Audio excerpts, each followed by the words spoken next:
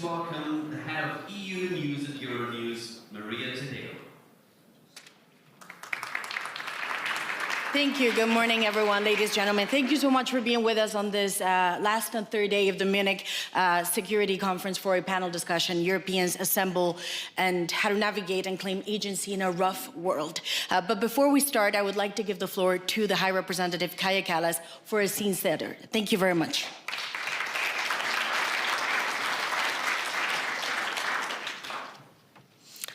Excellencies, dear friends, I want to start with some appreciation for the marvel inspired of this panel, Europeans Assemble. And we're getting there, dusting off our capes, pulling up our boots, revving up our engines. Europeans also know what this fight is for. Not only our excellent living standards, health and happiness, but lessons we have learned from our own history. Contrary to what some may say, woke, decadent Europe is not facing civilizational erasure. In fact, people still want to join our club, and not just fellow Europeans. When I was in Canada last year, I was told that over 40% of Canadians have an interest in joining the European Union. So the waiting list is quite long. I just hope that those who have been waiting for quite some time would not have to wait for longer. As the polls show, those who are already members want their union to take a stronger role in the world, to defend our values, to take care of our people, and to push humanity forwards. As President Macron said in Davos, Europe is sometimes too slow, for sure, and needs to be reformed, for sure. But we absolutely know what we are and what we stand for. I agree that there is an urgent need to reclaim European agency. 3 priorities. First, Europe's defense. This starts in Ukraine, but we know that Russia's endgame is not Donbas. Beyond Ukraine, Russia already seeks to cripple economies through cyber attacks, disrupt satellites, sabotage undersea cables, fracture alliances with disinformation, coerce countries by weaponizing oil and gas, and of course, there is also the nuclear threat. To respond to these challenges in a coherent and systematic way, I'm working closely with Ursula von der Leyen on a new European security strategy. This strategy will address all dimensions of European security, from hard security and defense to economic security and preparedness. Because in today's world, security is indivisible. But let's be clear-eyed about Russia. Russia is no superpower. After more than a decade of a conflict, including 4 years of full-scale war in Ukraine, Russia has barely advanced beyond the 2014 lines. And the cost? 1.2 million casualties. Today, Russia is broken. Its economy is in shreds, it is disconnected from the European energy markets, and its own citizens are fleeing. In fact, the greatest threat Russia presents right now is that it gains more at the negotiation table than it has achieved on the battlefield. And on the topic of negotiations, what matters more than having a seat at the table is knowing what to ask when you are sitting there. How I see it is very simple. Russia's maximalist demands cannot be met with minimalist response. Think about it. If Ukraine's military is to be limited in size, Russia should be too. Where Russia has caused damage in Ukraine, Russia should pay. No amnesty for war crimes, return of the Ukrainian deported children. This is really the very least Russia should agree if peace is Russia's goal. But as we suspect it is not Russia's goal, Europe is rearming and doing so together with our friends. The second priority is stability in the European neighborhood, East and South. This is where Europe has most agency. Our priority here is enlargement, the antidote to Russian imperialism. Since 1990, states that freed themselves from the Soviet domination and joined the European Union have grown more than twice as fast as Russia. In 1990, Russians were twice as rich as Poles. Today, Poles are roughly 70% richer than Russians. I also agree with the historian Timothy Snyder, who writes that European enlargement is vital for securing democracy and overcoming Europe's own imperial history. Today, enlargement is a geopolitical choice, and we must say yes. Our third priority is international partnerships. Take trade, for example. The European Union has built the largest free trade network in the world. Close to 80 countries are now covered by EU trade agreements. And on top of trade, we are creating partnerships on security and defense. 10 so far, including India and Australia this year alone. Countries want to diversify their partnerships to manage the risks in the rougher world, including a constant threat of tariffs.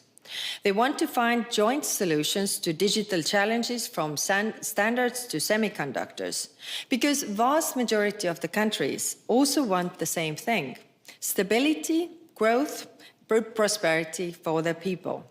The best way to get there is to go together. To conclude, we hear the call to action, Europeans assemble, and let me take more inspiration from the Marvel universe. Heroes are made by the paths they choose, not the powers that they are graced with.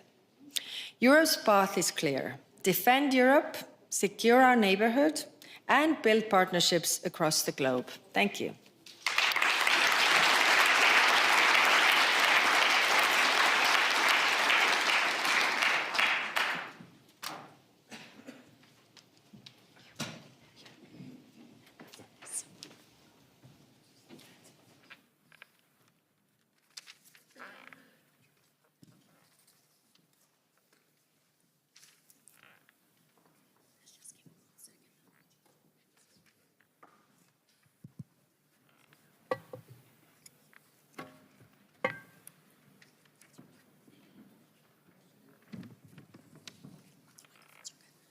Okay, well, thank you very much for joining us now in this Q&A.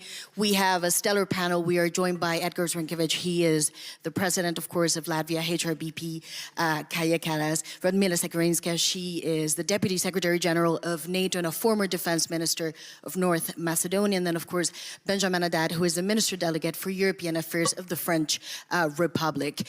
One thing that we can agree on probably is that the Munich Security Conference is very good at capturing the zeitgeist. And I had a different question perhaps for you, High Representative, to start. You said at the beginning of your speech, this idea of a woke Europe, this idea of a civilization that is now in decline and facing this erasure, possibly, it needs to stop. At the same time, when we listened to Marco Rubio yesterday, he did say we need Europe to help the United States save the West. So my question is, who needs saving from who? And how did you interpret that speech yesterday?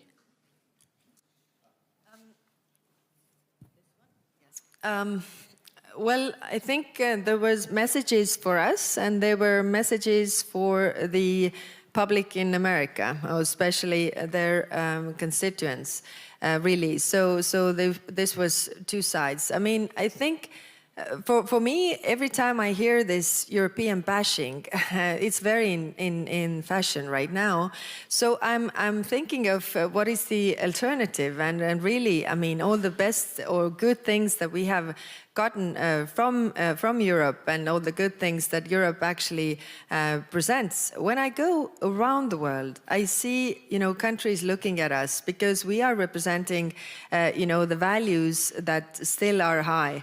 I mean, we are, pushing humanity forward, trying to, defend human rights and all this, which is actually bringing also prosperity for people. So that's why, it's very hard for me to believe these accusations. Coming from a country that is number 2 in the press freedom index, hearing criticism regarding press freedom coming from a country that is 58 on this list, it's interesting. So the speech, you interpret it as a mixed message, but were you relieved by it? Or you say, actually, it was just nicer, more polite, but the fundamental point still stayed? No, I think the message that we heard from there is that America and Europe are intertwined, have been in the past and will be in the future. I think this is important.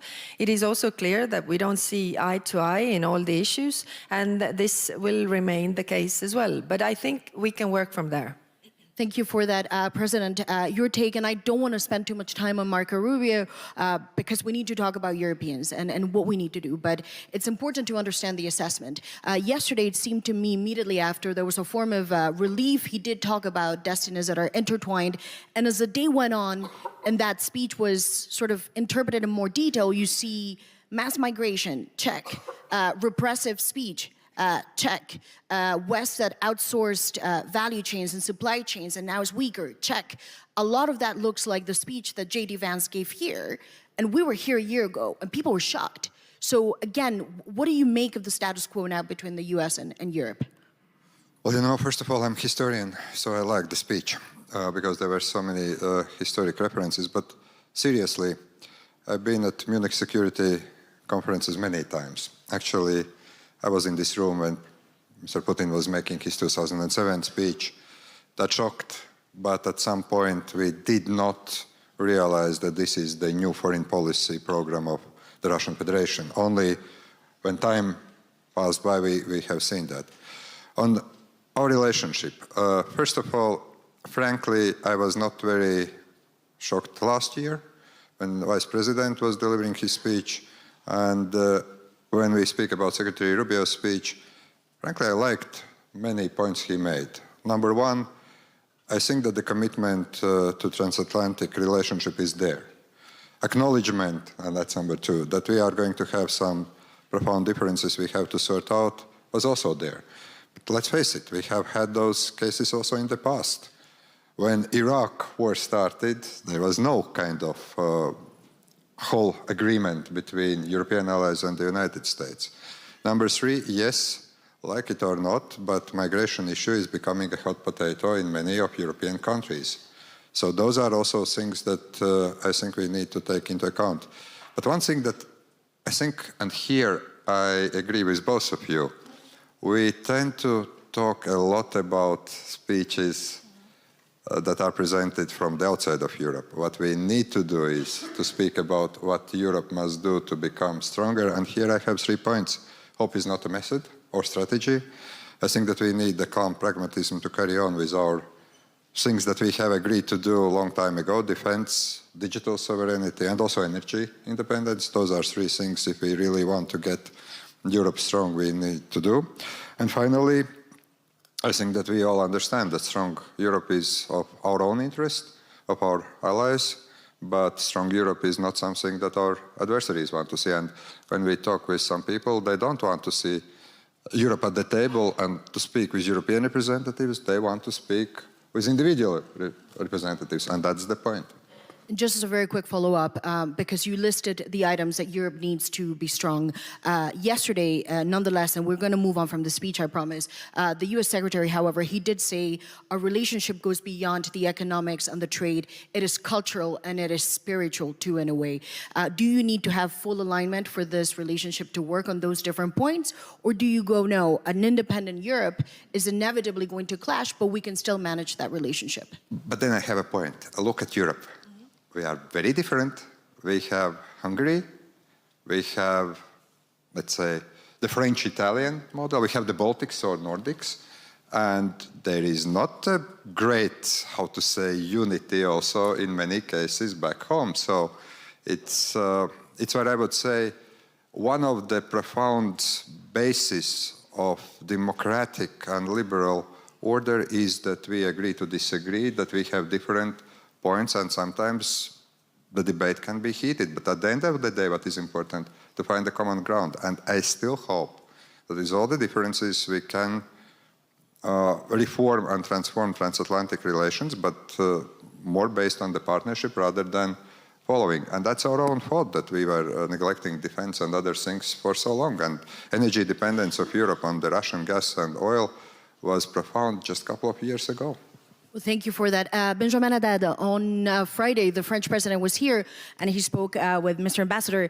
He said, to a large degree, this idea of Europe bashing, it needs to stop and Europe needs to be proud of itself. And he also said this is a radical, innovative political project. He also said there's a caricatured version of Europe, which is, again, this idea of woke migration. A lot of that was mentioned in the speech yesterday, but not to compare. But it seems to me right now, one of the takeaways from the conference is there are two different visions of what the West is and what the values are of the West. What is the pitch that you make, and how do you ensure that the rest of the world perhaps follows that model and not the model that Marco Rubio presented yesterday, which is hard power, but also being proud about what he called as a heritage that is now being shamed? Yeah, to be frank, I think the fact that we have 4 Europeans asked to comment on the speech by the Americans is already part of the problem. And we should not either be relieved or shocked by this or that speech. And I think the worst lesson we could draw from this weekend is to say, well, I can cling to some love words that I heard in part of his speech and push the snooze button. No, I think Europeans should be a little like Marcus Aurelius, a little stoical, and take the external aspect as a neutral given and not attach any emotional dimension to it, and just focus on ourselves.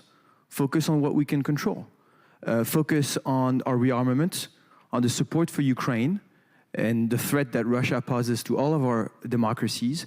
Focus on competitiveness. Just the day before this conference, actually, we were with the heads of states and government in Liège to push the integration of our internal market, to push the investment into AI, quantum, space, cyber, to reduce our dependencies and the risk, as we see that the relationships we've had with partners are now weaponized as tools of influence and power. And yes, we should be proud of ourselves, and we should be proud of our model. Kaja said it very well in her introduction. We have countries today that are candidates to join the European Union, and they're reforming very deeply. Why? Because they know that this is also the best anchor for the rule of law, for liberal democracy, for prosperity. And you have protesters in certain countries that even they get targeted because they're brandishing the European flag, because it's an aspiration for them. We can be proud of the fact that in the last 12 months, the bulk of support for Ukraine is provided by Europeans. I remember very well where we were here last year, and then a few days later, we had the Oval Office meeting between President Trump, Vice President Vance, and President Zelensky. And a lot of us in the commentary were saying, well, can Europeans continue the support for Ukraine on their own? And just in December, we agreed on a 90 billion euro package, military and economic support for Ukrainians to continue to give them the visibility to resist to the aggression. We're discussing right now the 20th sanctions package on energy, on the shadow fleet, to increase the pressure on Russia. There's still a lot to do, both on the economic front and on the military front. Let's focus on us. And I would just end here. I'm convinced that this is also the best way in the long run to reshape and maybe salvage the transatlantic relationship, to make it more balanced, more mature, with two pillars that are equal, rather than looking for love or thinking about how the Americans are going to talk about us. Well, thank you for that. And in a second, we'll move over to Europe, of course, but perhaps, of course, the NATO angle now, because Benjamin Haddad just alluded to a relationship that perhaps is evolving to a more mature stage where it needs to be an equal partnership, and that means equal burden sharing. We've heard a lot about NATO 3.0. What does that mean? Well, good morning, everyone. Let me say we saw the movie, the trailer for Munich Security Conference, and of course, as always, it's provocative, it's interesting, but what surprised me the most when I entered my room in the hotel was that also in the hotel rooms you have a picture of an elephant.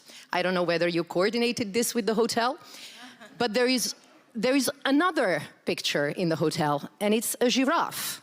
And I also thought it's a message from the Munich Security Conference that we do need to look forward to the challenges and the big picture from a slightly higher perspective.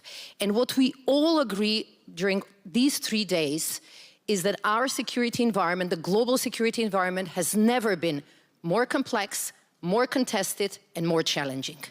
How do you deal with the complex and challenging security environment? By pulling all your strengths together. And this is our view, that EU, and actually not just the EU, but Europe and US and Canada can be both stronger and safer together. And we see this in NATO every day, because we have to deliver on these things both in peacetime and prosperity, but also in crisis and conflict. What was the call of your panel is actually what is happening. Europeans are stepping up. And it's not either or. We have to do both. We have to have European allies and Canada stepping up, but in the same time, we have to get our work done within NATO. Yesterday, I think also Secretary General mentioned this, the change in Europe and Canada is really breathtaking. I mean, look at Germany's number. In 2029, so 6 years ahead of the commitment in Hague, they will spend 152 billion euros on defense, 3.5, already there. It's double the amount that they have invested in security in 2021. A remarkable change, but also change is happening when you look at capabilities, contributions, and leadership. 7 out of 9 forward land forces of NATO are currently run by Europeans. And the recent decision to have actually 2 of our joint commands being now run by Europeans, by Italy and the UK, while US increases its commitment by having leadership in the 3 theater commands, this is something that sends the message. We can do both. We can have a stronger European pillar, we can have stronger European presence, stronger European leadership, but in the same time, we invest in the transatlantic cooperation because it gives us the action and the speed that we need. And can I just ask us a follow-up question? Because in this Munich Security Conference yesterday, we also heard from the head of the Commission, and she said we need to instill life into a mutual defense clause within the EU treaties. On the Friday, the French president talked about a more holistic approach when it comes to nuclear deterrence. It seems to me that this is sort of a plan B. In life, when you put together a plan B, it means that you don't really trust that plan A is fully gonna work. So is that sort of stepping up within NATO, or is that a reflection that, yes, there are doubts about the alliance? What I decide every time when I come to the Munich Security Conference is not to interpret the words of those who were speaking before me. But let me say this. The investment that the US, Canada, and European allies, and when we talk European allies, now I look at my friend Levant, don't forget, Turkey, UK, Norway, all this is part of this effort to strengthen the alliance and to strengthen the European part of the alliance. We need the strong sides of NATO in order to deliver when needed. What we do well is command and control. What we do well are multi-domain operations. What we do well is actually having the ability to perform tomorrow. Look at the 3 things that we have done just in the course of the less than 12 months. Because of this power and because of this cooperation, we were able to immediately reinforce our eastern flank with 1 vigilant activity, Eastern Sentry. This is why we were able to deal with the events at the Baltic Sea and the threats towards our undersea infrastructure, Baltic Sentry. And this is why we were able to pull all our resources and have a new Arctic Sentry activity initiated by our Supreme Allied Commander, which was doing the right thing in the right time, because we had the capacity, we had the power, and we can take action. So this is why I don't think it's a question of one or the other. We have to do both, at least both, in the same time. Well, thank you for that. Perhaps a question also for you, Madam Kallas. Again, going back to this idea of the weekend, the French president talked about this holistic approach. The head of the commission brought up Article 42.7. 5 years ago, nobody would have talked about this clause because that's what Article 5 is for. So is that a reflection of doubts in terms of this alliance, or is this a recognition that this is part of the process of Europe growing up? We have 23 members who are also members of NATO, but not all members of European Union are members of NATO. So that's why we have also the 42.7. And of course, we need to have the discussions how these things really work together. But it shows that Europeans need to do more. We need to strengthen the European part of NATO, do it together with NATO. We have excellent cooperation, I think, and we are not duplicating. I think this is also very important because we can push the defense industry, come up with the initiatives that actually help our members that are common between NATO and European Union to also achieve their capability targets in NATO. So we are really trying to do that. And what we are also trying to do, which is a bit hard because defense has always been national competence. And we really need to push, Europeans to think European. I mean, the national defense ministers, but also all the layers, underneath to think European. I'll give you one example. One minister said, they have a big procurement, and then he asked his people who are doing the procurement, did you ask the other member states, whether you can join their agreements, you can do this together, and they hadn't. So we really need to change this. I think, meeting together also with the defense ministers more often is giving them the thinking, the European thinking, because we have too many, standards, we have too many different capabilities, and in order to bring down the costs, also bring down the procurement times, we need to really work together and not to have this, defend our own industry or, it's my national, but think regional, because the threat is actually European. So the answer should also be European. And can I ask you, what's going to break that wheel then? Because it's been 2 years that we hear this. A commission job was created precisely for this, to make sure that there's a level of cohesiveness in procurement. We've heard this now for many months, but you say it's still a problem. What's finally going to break this wheel then?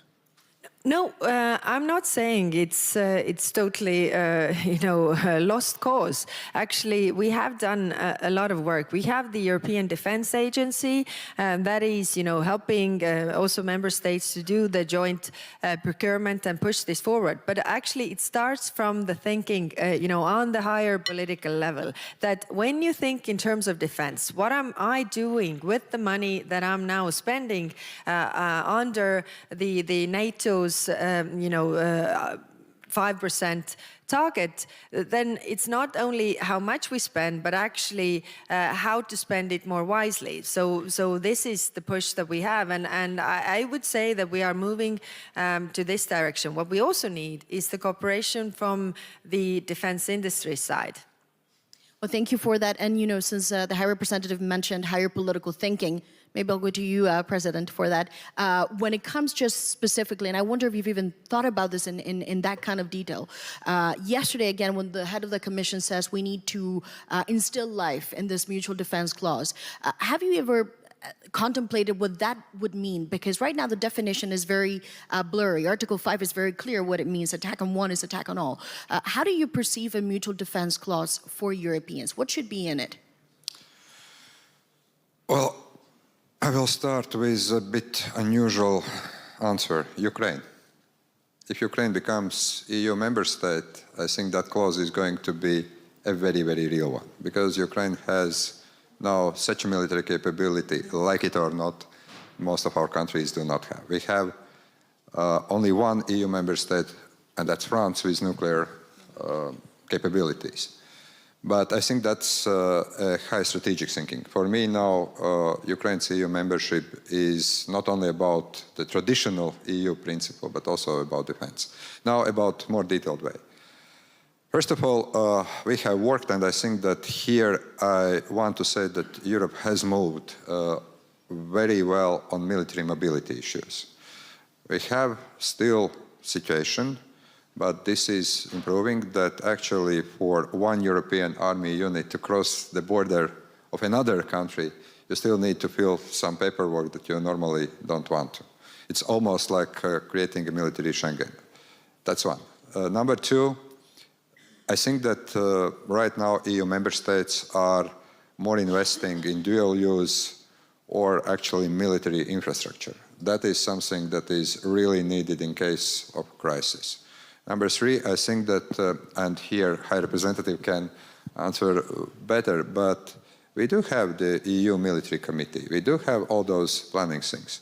But we have been, particularly in Latvia, always very cautious that we do not duplicate NATO, because that's important. That's a bad idea. Duplication, you think, would be a bad idea? We should not. We should use as much as we can, and here I also think that the idea that Europeans are taking more military command posts is a good one, because that actually increases this kind of military planning, operational awareness, and anything else.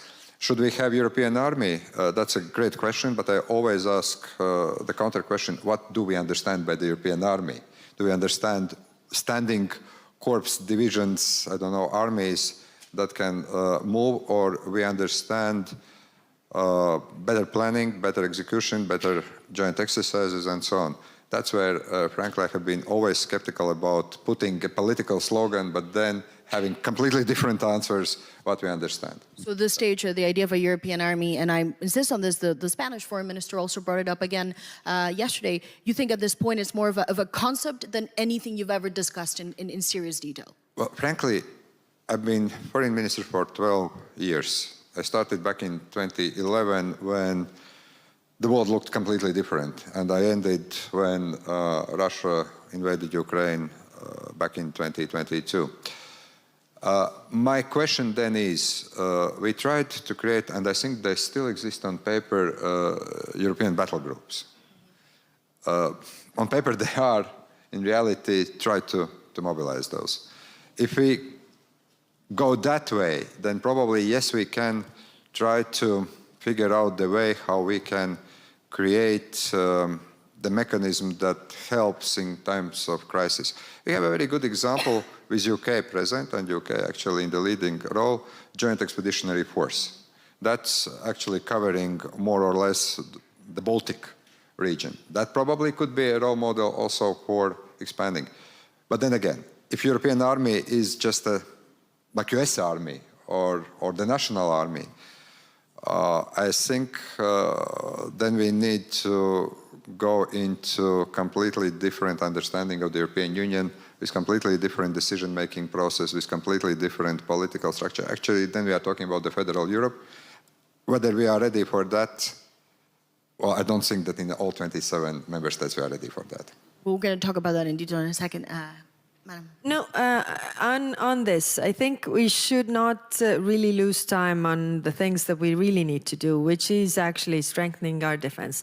Every European country has an army, and 23 of those are also armies of NATO. So the force is comprised of all these armies. You don't have a separate NATO army, but it's comprised of these armies. So if we have the talks of the European army, then my ask and my question is always, do you mean that Germany is establishing a separate army in addition to that army that is already in NATO? I don't think so. I'm seeing the talks that are about the conscription issue in Germany, and it's not easy. So I don't think it's going to be easy to establish a new one.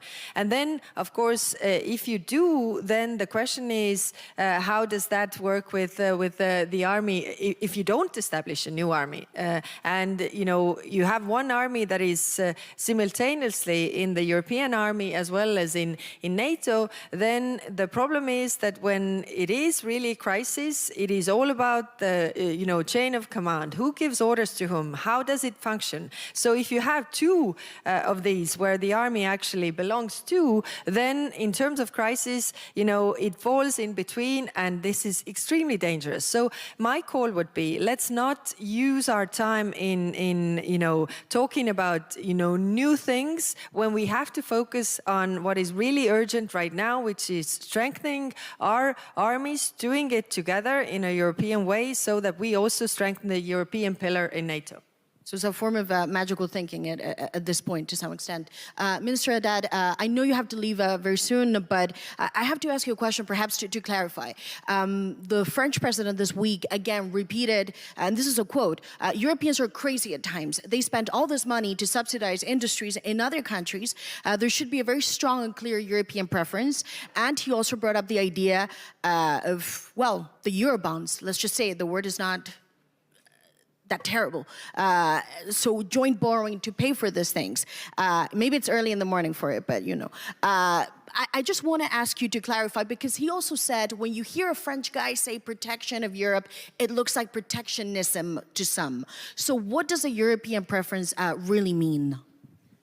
Well, first, maybe to react to a couple of things that were said, we have NATO that France is an active part of, and clearly has strengthened European security to have Sweden and Finland join NATO in the last couple of years. And we have missions of reassurance in the Baltic states and Poland and Romania. We need to invest much more at the European level, because we mentioned the duplication, the fragmentation, and just our shortages, our dependencies.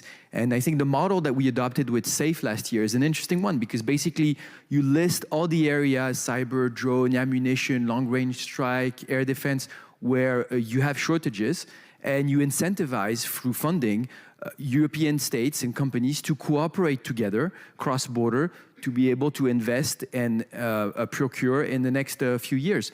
And I think that's something we really need to accelerate. We need to accelerate it, of course, with national funding, but also with funding from the multi-annual financial framework that we're discussing right now, where we really need an ambitious budget when we look at the investment gaps in defense and security, in space, in AI, in quantum, all these areas where we need to massively invest. And if you look at the Draghi report, I mean, all these numbers are well known, right? Both in private and public investment, we're lacking about 800 billion a year if we want to make up with the United States. That will demand both public and private fund. And public fund, of course, to use as a sort of leverage for private funding. And this is why it's a common sense proposal to go look at borrowing on the markets. When you do it at 27 level, by the way, you have an interest rate discount. Cheaper. It's cheaper. And this shouldn't be a taboo. We did it literally 2 months ago for Ukraine. When I was talking about the 90 billion euro loan for Ukraine, it's borrowing on the market. SAFE is the European Commission borrowing on the market and then loaning to member states at a preferential rate as well. So this is a financial procedure. The other possibility will go to look for the national budgets directly. So this is what the president has been talking about when he talks about Eurobonds, is basically say there's an urgency, we need to invest, we need to increase our capabilities, support our innovators, our entrepreneurs, our industry, and let's do it by borrowing. Now, the other thing I would say on European preference, here again, it's also common sense. As you tell people, we are going to support an increased budget on defense. We did it in France, and our neighbors are doing it. Germany, of course, is doing it.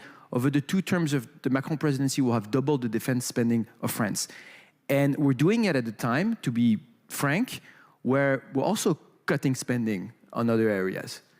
How can you tell your population, we're going to increase the defense budget, we're going to cut elsewhere, and then it's going to subsidize a factory in Kentucky? This makes no sense.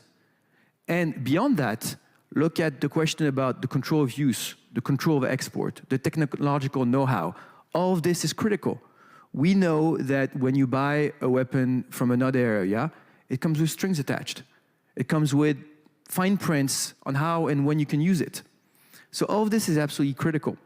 And by the way, it shouldn't be a taboo either. Look at not the Trump administration, the Biden administration. They did the Buy America Act.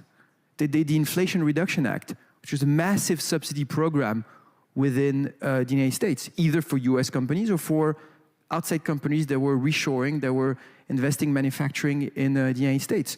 We should be open. We should trade with the rest of the world and diversify. But there's two, I think, clear criteria. Number one, you want to have a level playing field. And so when you have other partners that are also protecting or subsidizing, you want to be able to do the same. And number two, on critical areas of sovereignty, of national security, and this is not just defense, by the way, because when I'm talking about AI or even payment systems, you want to reduce your dependencies or de-risk, as we say. On all these areas, you need your champions. You need your European champions. And by the way, and I've met a lot of them just in the last 3 days, we have the innovators, we have the entrepreneurs, we have the people who are ready to take the risk. Let's just give them the tools to go to scale, to conquer the world, to compete with the Chinese and the Americans, and to build the European sovereignty of tomorrow. And I know you have to go, but just to be more specific, since the panel is about a plan of action from the Europeans, everything that you say, this breakthrough, will this happen before the summer? Because again, the French president said either there's a breakthrough in June and it's a full package for Europe, and that also means joint borrowing, or we're going to do it in a smaller coalition. Is that the deadline? Because ultimately, if not, this is just a debate that goes on and on. No, you're completely right. I think we have to be very agile on the formats. Of course, it makes sense to have initiatives at the 27 level. And this is also how we've built the European Union for a long time. Even when you look at the Eurozone or Schengen, you can have a group of countries that decide to move forward, to build a structured cooperation, or even to work with countries that are like-minded partners outside the European Union. When we did the coalition of the willing on Ukraine to work on the security guarantees for the day after a ceasefire, but also to support Ukraine today, of course we do it with the United Kingdom. This is a major strategic partner and is very convergent on our values and worldviews. Specifically, if I may, just very briefly, what the market wants to see is Germany on board on this. They don't want to see a smaller coalition of France with a number of other countries. They want to see Germany on this. Do you think this can happen by June? You have to ask Germany and the other partners, but I think it's in everyone's interest that we can move forward on this. But just to finish on this, the coalition of the willings on Eurobonds, you're right, but on everything, when we're talking about capital markets union, the 20th regime in corporate law, I think it makes a lot of sense to have a group of like-minded countries move forward together. And let's think also about how we associate countries like the UK, like Norway, like Canada, and a lot of initiatives that Europeans are taking, like we did with the coalition of the willing on Ukraine. Well, thank you for that. I know you have to catch a flight, so thank you for joining us. And Madam Sakharinska, I know you also have to catch a flight, but let me just ask you a final question. There's been a lot of debate around Europe and what to buy and not to buy. How much time do you spend? Thank you very much, of course.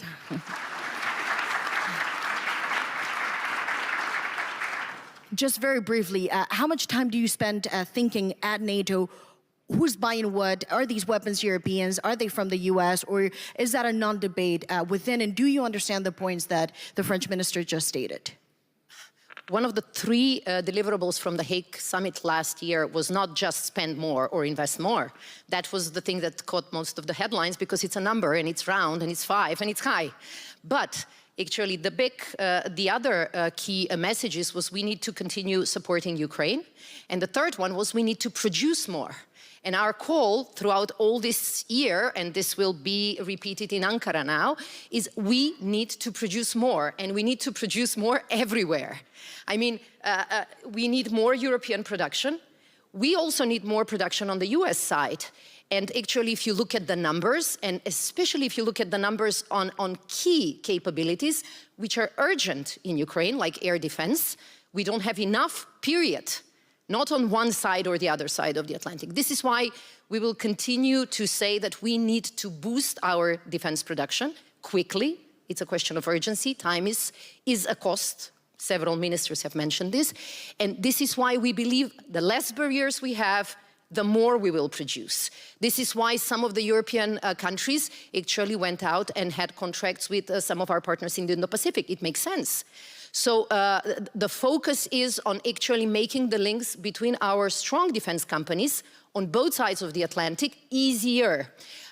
When we were discussing the Pearl, the model for support of Ukraine, we went to all allies, European, Canada, we told them, please, you have something in your stockpiles, you have interceptors, you have missiles, please, this is the moment to give them to Ukraine. You saw the pictures, you saw the numbers yesterday. Unfortunately, most of our stockpiles are not up to the task. And we went to industry, we can procure also. The only place where these capabilities were available was in the US stockpiles. And when you look, I was in Norway recently, I visited a company that does all of its export to the US. And then the US does additional production, and then many of European countries buy it.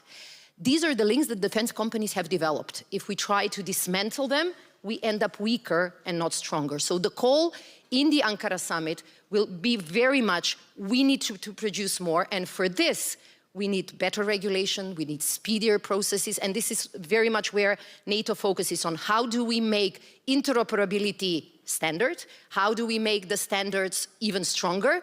And how do we make sure that the acquisition processes are speedier and smarter? So this is why you will hear a lot about innovation elements in the procurement and taking some element of risk, because this will not be risk-free, of course. But just very briefly, since you mentioned the Pearl, at the time, it was controversial in Europe with a number of countries saying it's the Europeans that are paying for the weapons. The Europeans are paying now for Ukraine. Why is all this money going into the US industry? Are you saying in a time of urgency, that debate is a false debate? I saw the photos yesterday. I was in Kiev at the end of November. We need to save the thermal plant tonight. And for this, as President Zelensky was saying, sometimes he has few hours. So again, I use the platform to make this call. Whoever has air defenses, we talk to partners, even partners are contributing to this, NATO partners. Whoever has the interceptors, whoever has the missiles, Ukraine needs them more than we do. So I don't think that here the big debate is which stockpile or which factory is this coming from. Let's talk about Eurobonds. Of course, major economies should be on board. If we talk about European defense, each and every country first start to spend more. The average spending last year, I think it was Secretary General Rutte who was counting in Europe, outside, not the United States counting, was around 2%. We are striving for 5%. We have to do this homework for our own rather than for pleasing someone else outside of Europe. But I think that we are coming to the point where, yes, because we can't agree on many things, because there is always one or two countries blocking that or another decision, that there is going to be emergence of some formats, which is good. But if we go too far, then we can get into the fragmentation of European Union. And I think that's where we still need to find a proper way. Also the regional formats, Nordic-Baltic cooperation, now with Finland and Sweden being NATO members, is just thriving. The support for Ukraine is thriving. But again, I think that we will have to, at one point, to look at all those formats and to understand where we go. And that's why I was alluding that we have also European top officials that can do work for Europe more and better if they are allowed. I have a sympathy for High Representative. I was 12 years in the Foreign Affairs Council, and sometimes I have a feeling that we were the unruly class of children with different preferences, and then comes the teacher and tries to get everyone together, and that's not an easy task at all. And that's only on the foreign policy level. I'm not talking about other things. It's very... I would come back to the poll I mentioned in my speech, and this is that the majority of Europeans, like it was 80% something, want Europe that is stronger on the global sphere. So how are we stronger on the global sphere? It's only when we are united. Then we are really a superpower. Now, the question is how to achieve this, because it's also true that it's becoming increasingly difficult. We have 27 countries, 27 democracies with their own domestic political issues, and that is really making it more difficult. Now, coalitions of the willing have been good start for a lot of good things in Europe. I mean, if you think about Schengen, if you think about Eurozone, Benjamin also mentioned this. You know, in the start, it was a coalition of the willing. Something built was coming out of this. But on the question of federalization, I come back to the time when I was running for the European Parliament in 2014, and I remember these talks at that time. And, you know, I remember also meeting the people and asking, like, do you want a banking union? Yes. Do you want, you know, that Europe does this? Now it's also that, you know, defense union. And then actually, if you ask in the end, do you want the federal Europe? Then they say no. But actually answering to all those questions is that you actually think about, you know, having a federal Europe. So the federalization is the word is really toxic, I think, is also in our public debate. But the point being that actually if we need to do these things together in order to be stronger on the global sphere, then we need to find ways of our decision making. And of course, it also requires political courage to either use the rules or you know, change the rules. And that's why, but I think the urgency is actually there, that we get our act together, that we also are able to take decisions to project unity. And just briefly, before we open the floor to questions, as you talk about political courage, your two countries are also an example of countries that joined in the wave of enlargement successfully. It is clear, certainly in Brussels, that the Commission is working on plans and ideas on how to deal with the accession of Ukraine, and that this accession is not going to be a standard accession. Ukraine will not follow the path that the other members did to join. There's talk about membership light. There's talk about accelerated fast track. Yesterday, President Zelensky said there needs to be a specific date. By 2027, Ukraine has to be technically ready, even though there's been no progress because of Hungary this year. And he said in the peace deal, I need a date. Is that something that you go, yes, we need a plan because Ukraine will join sooner and it will happen in the next 1 or 2 years, which no country has ever joined like this. Is that something that you're preparing your mindset for, and Europeans too? Clearly, enlargement is always a geopolitical decision. I mean, we say it's a merit-based process, which it is. I mean, we also had to do a lot of reforms to join the European Union, but at the end, it was always the geopolitical picture that made us to make this decision. And this is also this time. I think we are, you know, taking it or maybe this is not right to say either everybody's in or everybody's out, because we can do, you know, small countries like Montenegro, Albania, we can move. They have been on the list for so long. And of course, Ukraine, for them, it is very important because this is what they are fighting for.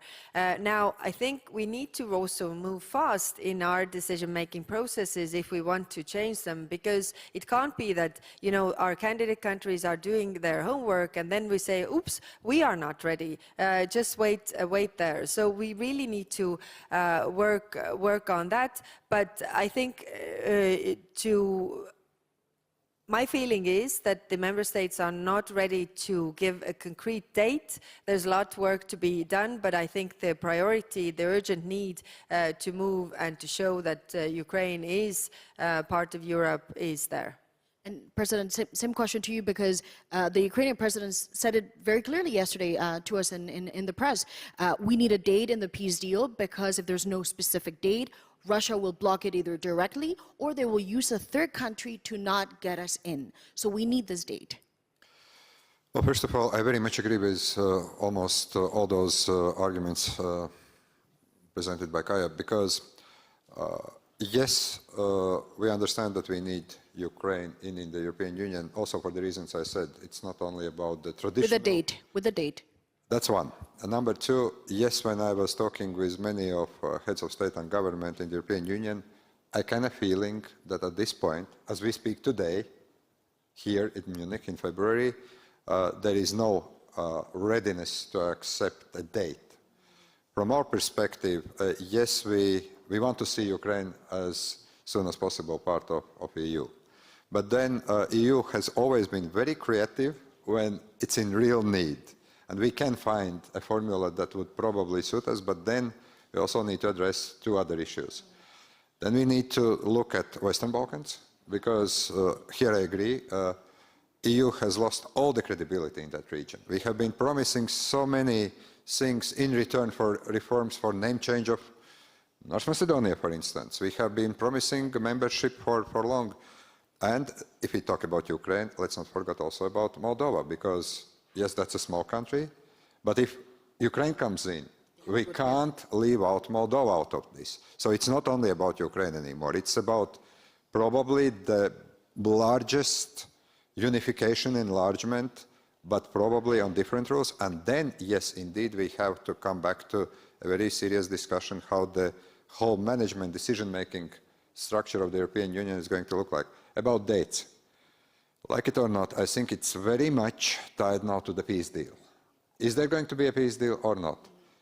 If, in all honesty, you ask me today, and we had also the panel yesterday, I don't see that Russia is going to move. And if Russia is not moving, then we are not going to have a deal. I very much applaud the efforts of President Trump, of European leaders, of President Zelensky, but now the ball is in Russian court. If Russia is not moving, then we have to decide, if it's not moving, if there is a country at war, what we do about European enlargement. So can we provide today a specific date? As 27, no. If it's up to me, I would work much to try to find a solution.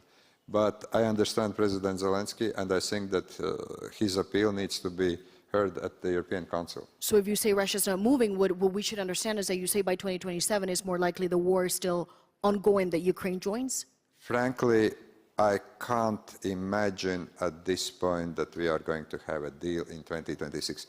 If I'm wrong, I will be gladly admitting that everywhere, to all interviews here. If I'm invited back to Munich next year, if I'm wrong, I'm glad.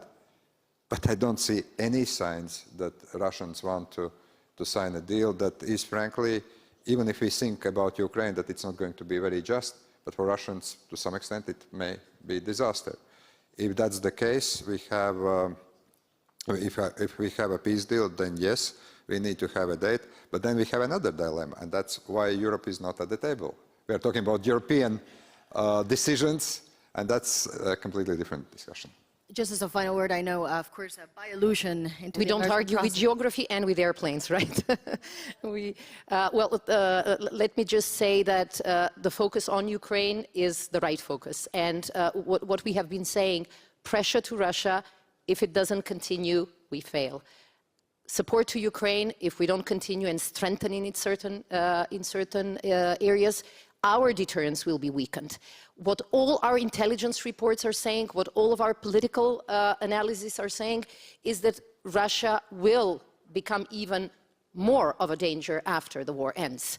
You look at their military production, you look at their military reconstitution, all this sends the message that this concept that Russia's foreign policy is about expansion is standard.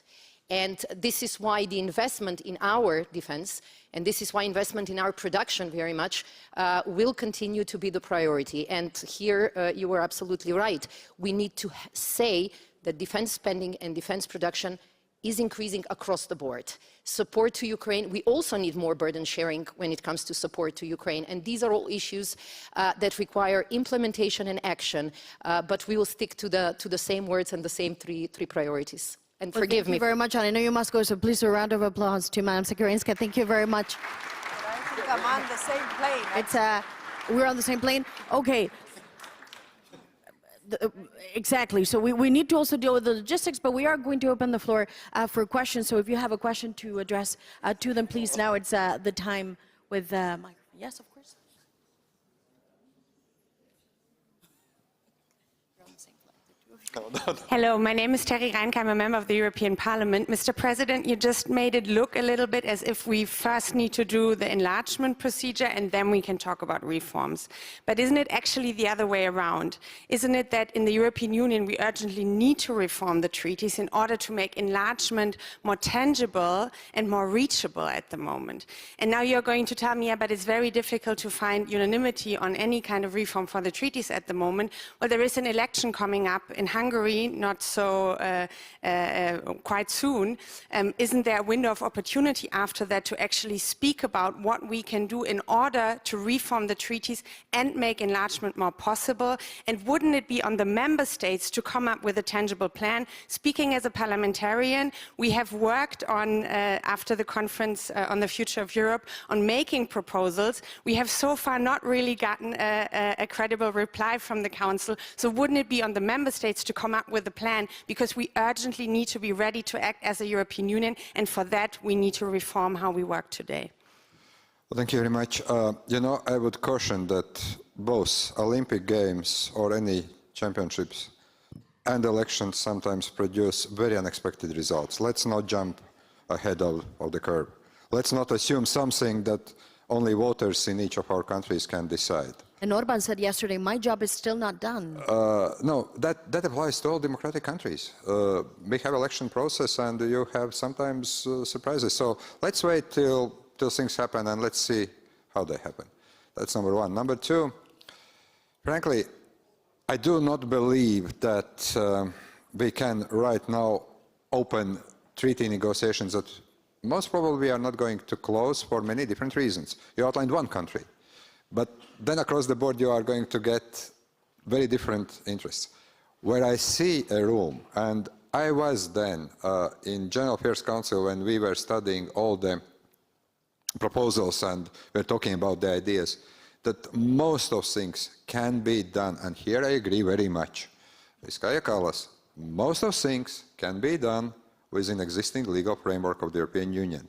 The problem sometimes is that for that or another reason, we simply don't want to push too far.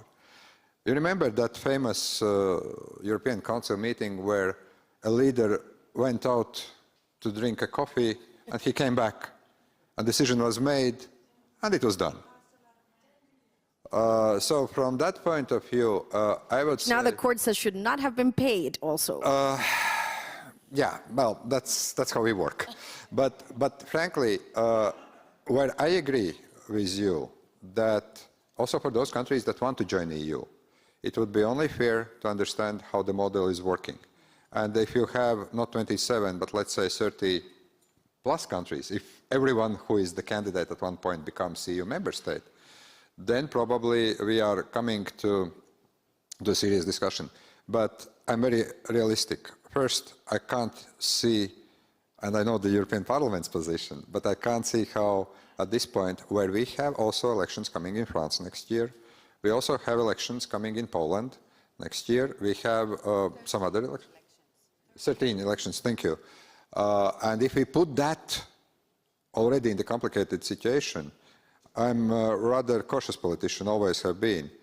I think we would lose everything. And I would very much agree with my great friend who actually comes from Estonia, now in a European job, that we can do a lot of things without opening treaties, number one. Number two, let's do those things without putting those great slogans that not all people like Federal Europe or something. But we can achieve much more, and we sometimes do that without much fuss.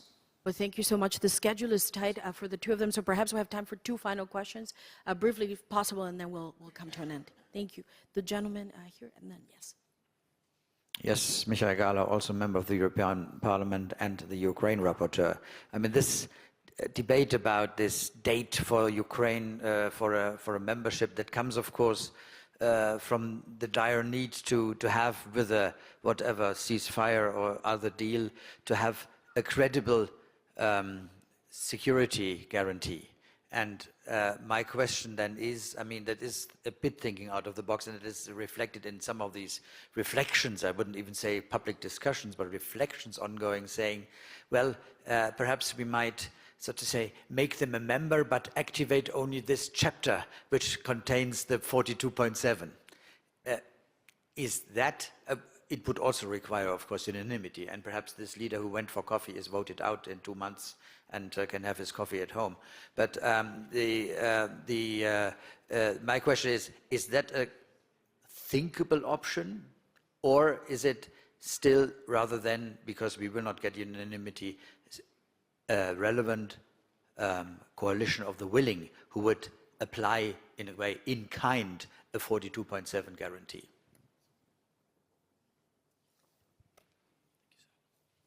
Okay, very quickly, and then if I'm a Ukrainian and I ask you, okay, and what's in it for me?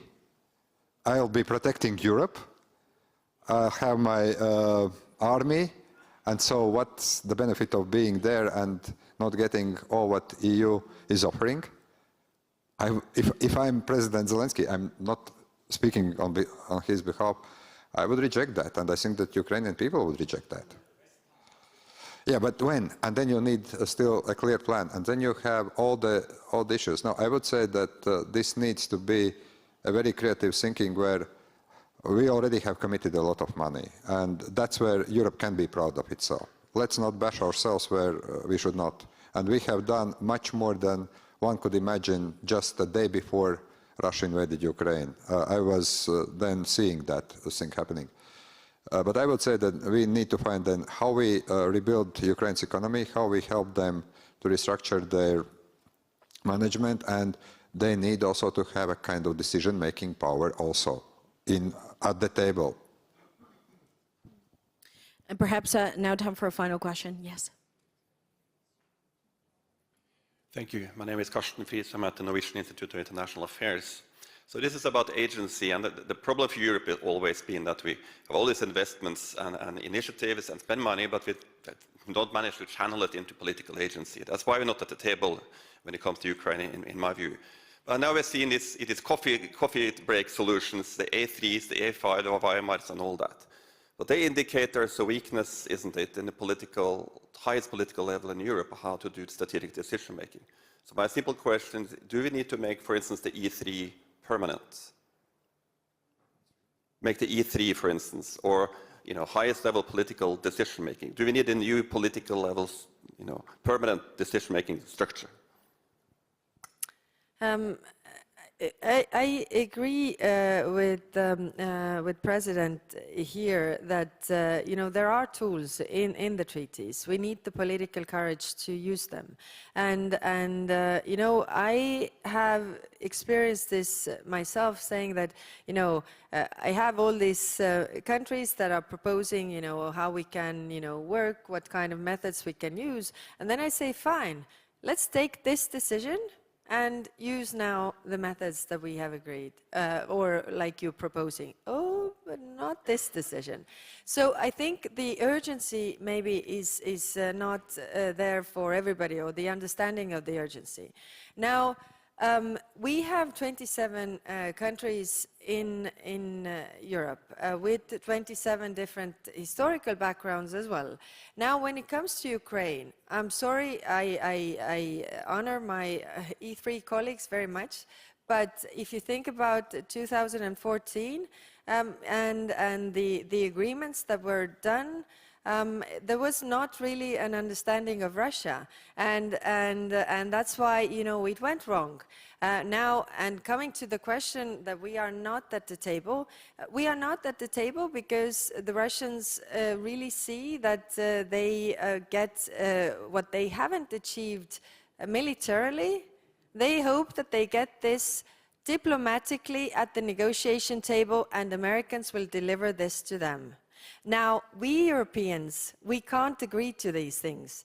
Now, there comes a point where also Russians understand that the things that they actually need or think that the Americans will deliver are dependent on Europe. So we shouldn't be the demandeurs that, take us to the table, but we should discuss what we want to achieve when we are at the table. And that's why I say we have seen a lot of concessions, a lot of pressure on Ukraine. And of course, it's easy because they are the weaker part. Why don't you just surrender and give them what they want and we will have peace? We already had that. And what we had more wars.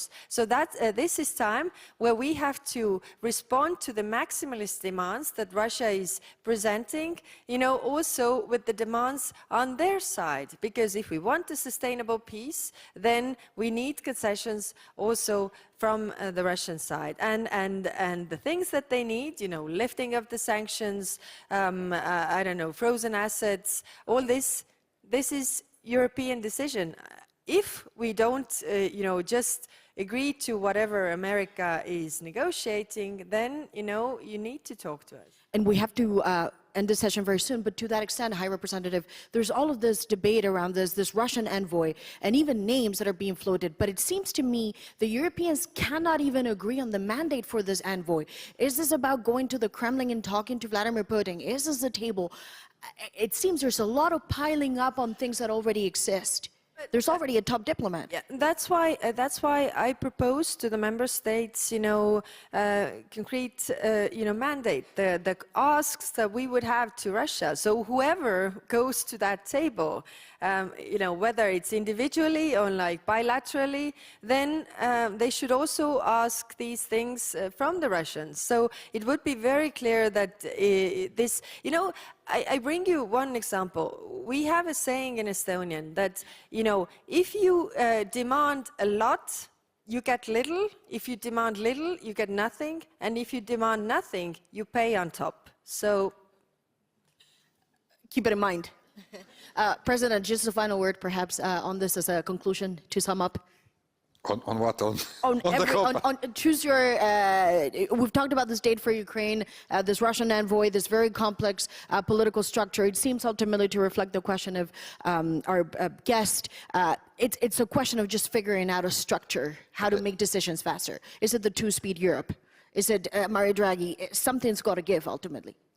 Okay, I think that to some point we need to understand that on many issues, we are much better than we sometimes critically think.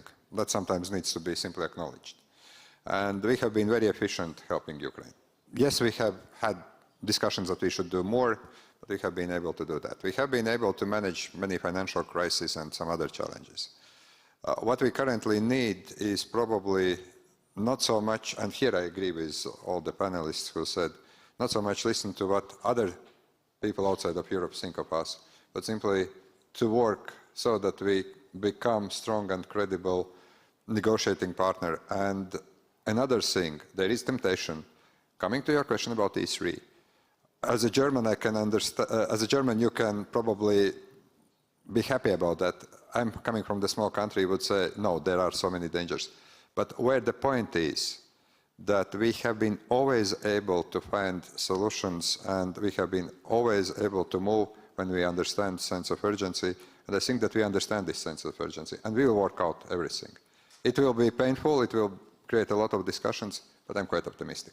Well, thank you very much, and we have reached the end of this session. Thank you very much to President Rinkiewicz, and thank you very much to Madam Kaja Kallas. Thank you very much.